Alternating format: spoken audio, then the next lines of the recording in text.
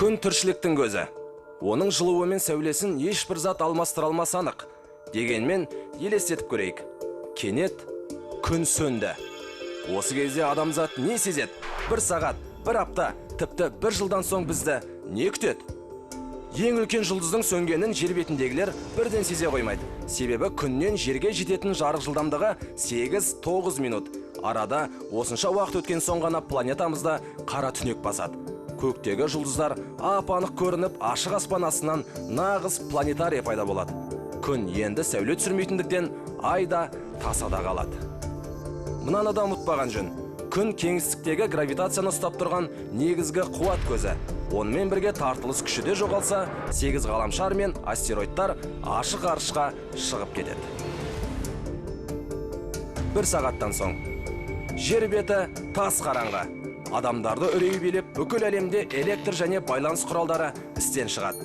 Ауа температурасы да бірнеше градусқа төмендейді. Жердің үстіңгі қабаты салқындап кетеді. Дегенмен жердің қақ ортасындағы ядро бөлген жылудың арқасында температураның төмендеуі ақырын жүреді. 24 сағаттан соң әдеттегідей таң атпады. Адамдар арасында нағыз хаос басталады. Бәрі жан сауғалап қашуға әрекеттенеді. 24 сағаттың ішінде ауа температурасы 5-7 градус. Полярлық бөліктерде -15, -20 градусқа дейін төмендейді. Кейбір микроорганизмдер мен өсімдіктер жер бетінен жойылады. Тек мұхитты мекендейтіндер ғана күннің сөнгенін баяу сезіне бастайды. Бір аптадан соң жер бетіндегі орташа температура -17 градус.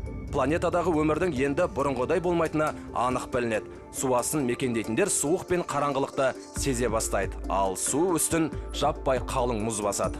Ғалымдар қауіпті жағдайдан адамзатты құтқару үшін бас сауғалайтын орындар сала бастайды. Бір жылдан соң планетадағы орташа температура -40 градус. Ең терең деген мұхит түбінде өмір сүретін тірі организмдер ғана өмір сүруді жалғастыра береді. Ғалымдардың айтуынша ауа температурасы -160 градусқа жеткенше кейбір жануарлар мен микроорганизмдер үшін жер бетіндегі тіршілік сақталады. Бұл жай теориялық тұжырымдар ғана. Күннің сөнуі миллиардтаған жылдың еншісіндегі құбылыс. Ғалымдардың айтуынша жер бетін қара түнек басқанша адамзат өзге планетада өмір сүруі бек мүмкін.